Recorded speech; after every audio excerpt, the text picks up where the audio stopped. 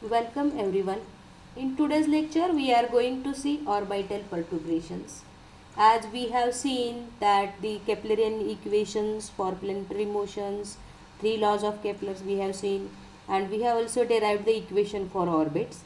So from these ideal equations what we got is the earth and the satellite as point masses influenced only by the gravitational attractions, and this is under the ideal conditions. But practically, the satellite and the earth respond to many other influences, including the asymmetry of earth's gravitational field, the gravitational field of the sun and the moon, and solar radiation pressures.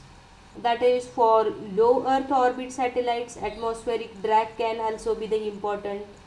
uh, all of these interfacing forces cause the true orbit to be different from a simple Keplerian ellipse. If we uncheck, they would cause a subsatellite point of a nominally geosynchronous satellite to move with the time.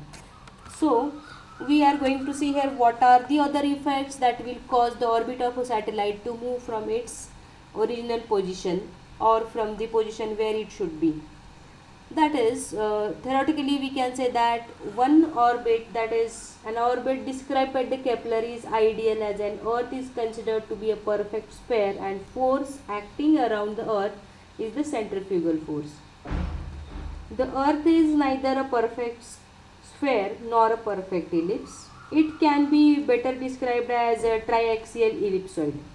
The earth is flattened, also we know that the force is supposed to balance the gravitational pull of the earth, and in reality other forces also play an important role and affect the motion of the satellite.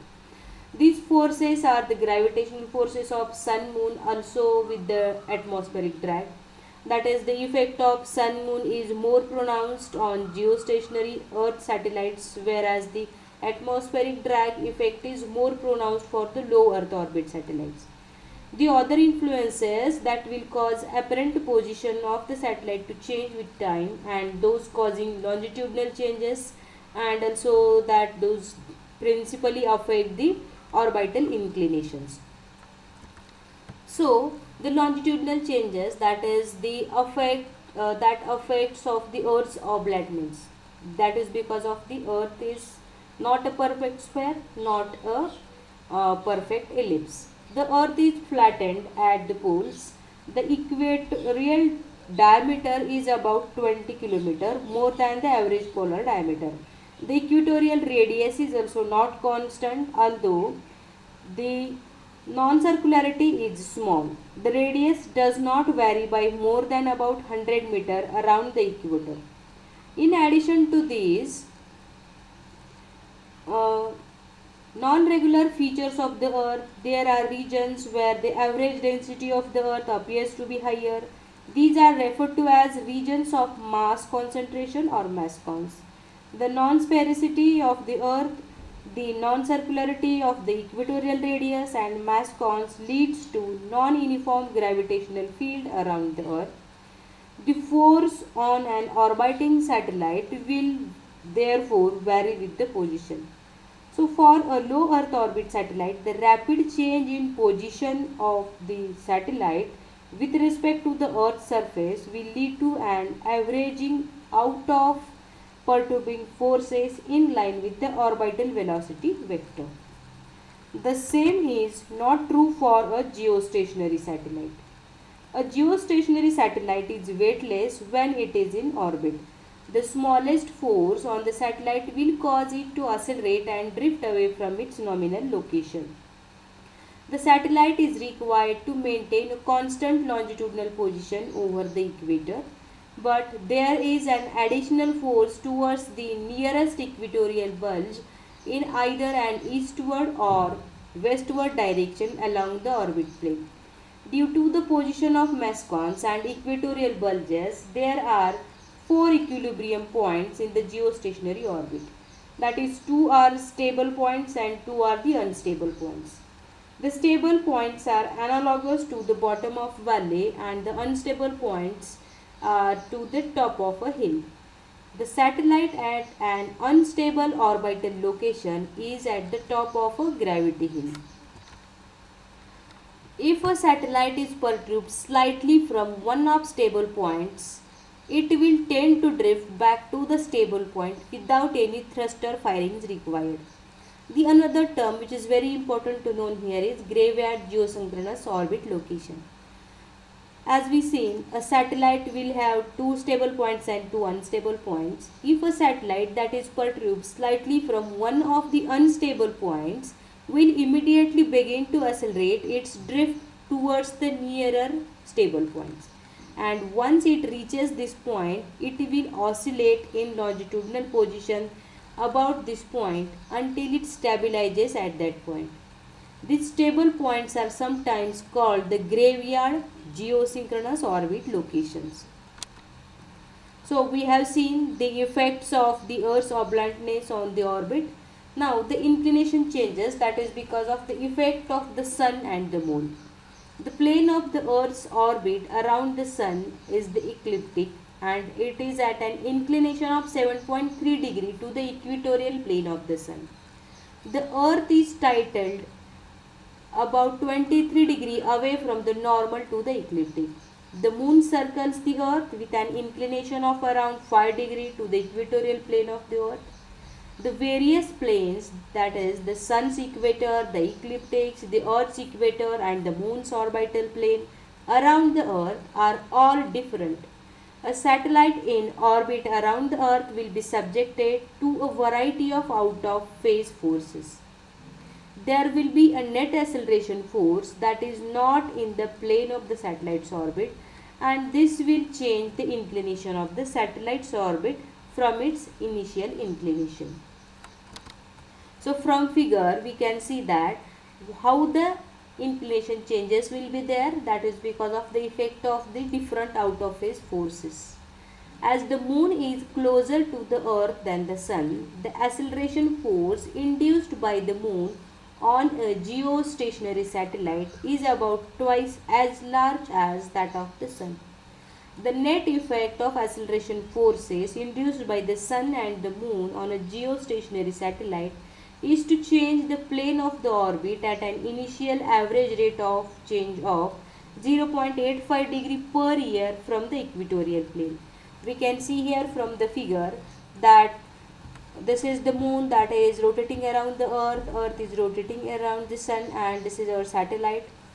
So what are the all explanations we give about how much Moon is having inclination with respect to the Earth equatorial, and what is the inclination of the Earth with the Sun's equatorial plane, that is near about 7.3 degree will be inclination of the Earth from the Sun's equatorial plane, and satellite will be inclined from the Earth's equatorial plane is about 23 degree upward.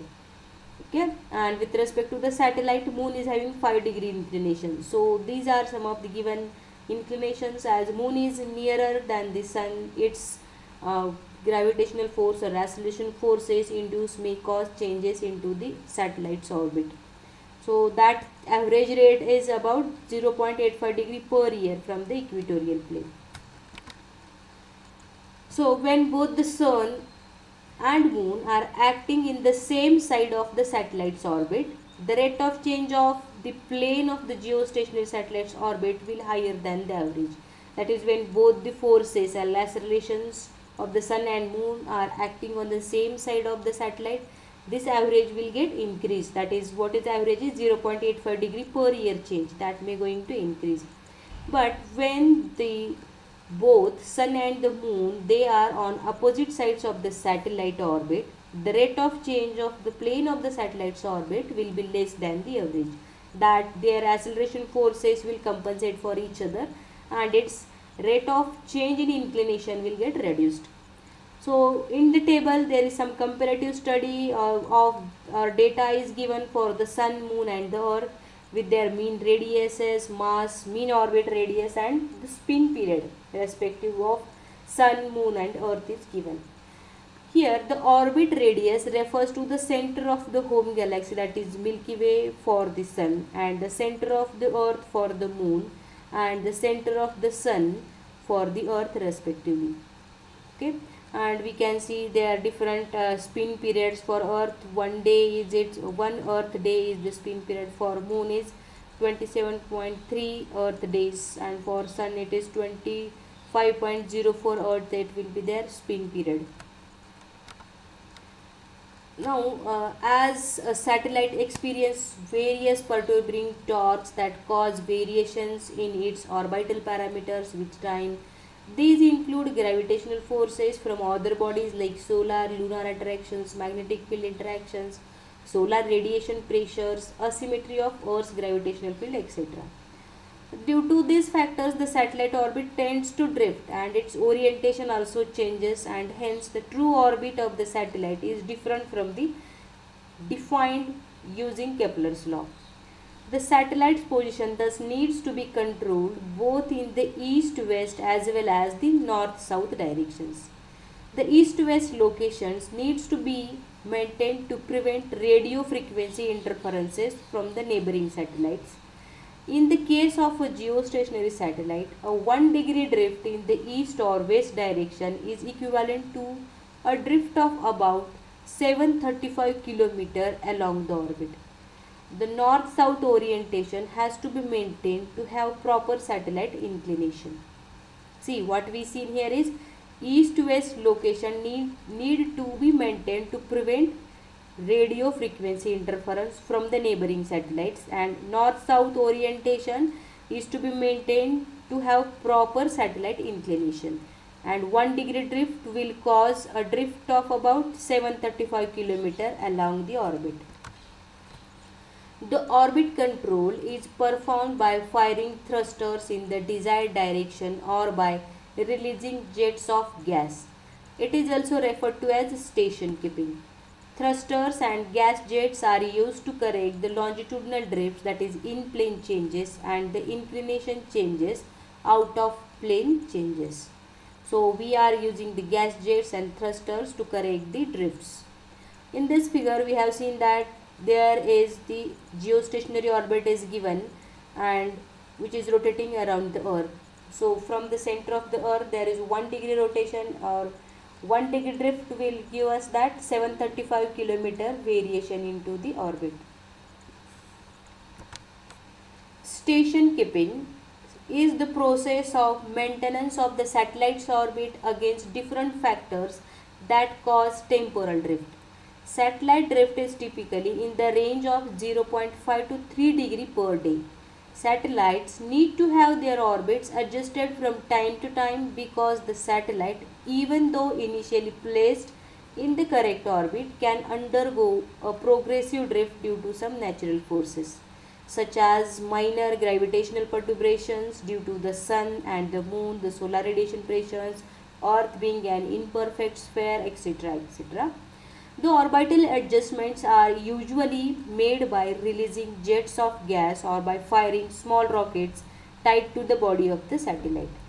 In the case of spin stabilized satellites, station keeping in the north-south direction is maintained by firing thrusters parallel to the spin axis in a continuous mode.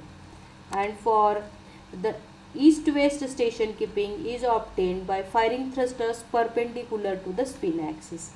In the case of 3-axis stabilized satellites, station keeping is achieved by firing thrusters in the east-west or north-south directions in a continuous mode. That is, north-south station keeping tolerance requirements are similar to those for east-west station keeping, and 0.1 degree for C band and 0.05 degree for Ku band. North-south station keeping requires much more fuel than east-west station keeping, and often satellites are maintained with little or no north-south station keeping to extend on an orbit life. So other factors are that orbit determinations that requires the sufficient measurement be made to determine uniquely the 6 orbital elements that is needed to calculate the future orbit of the satellite. So as we have seen the orbital perturbations, that how the satellite's orbit will be get drifted from its initial location by defined by the Kepler's law. and how we can go for the station keeping, that is we are maintaining the location of the satellite. So next we have to see here the orbit determination, and that requires the 6 orbital elements to calculate the future orbit of the satellite. Hence, calculate the required changes that need to the orbit to keep it within the nominal orbital location. 3 angular position measurements are needed because these are 6 unknowns and each measurement will provide 2 equations. One equation giving the azimuth and the other will give the elevation as a function of the 6 orbital elements. Already we know that what are the 6 orbital elements, including semi-major axis, semi-minor axis, inclination, eccentricity, and then for azimuth, perigee, argument of perigee, and right ascension of ascending node. So all these 6 parameters will require, or that will give 2 equations in the azimuth and elevation angles. The control earth stations used to measure the angular position of the satellites also carry out range measurements using unique timestamps in the telemetry stream or communications carrier. These earth stations are generally referred to as the TTC and M stations of the satellite network. Here TTC is telemetry tracking, control and management. Major satellite networks maintain their own telemetry tracking, control and management stations around the world. Smaller satellite systems generally contract for such TTC and M functions from the spacecraft manufacturers or from the larger satellite system operators, as it is generally uneconomic to build advanced TTC and M stations with fewer than 3 satellites to control. So this is all about orbital perturbations, effect of the different forces on the satellite, and that will cause the drift into its original location in the orbit, and how we can maintain its orbit by the station keeping. Different techniques we have used for the station keepings, that we can use thrusters or we can use the firing gas jets for the station keepings. And after that, orbital determinations that we have seen here in this lecture. In the next lecture we are going to see the different launchers and launch vehicles for the satellites. Thank you.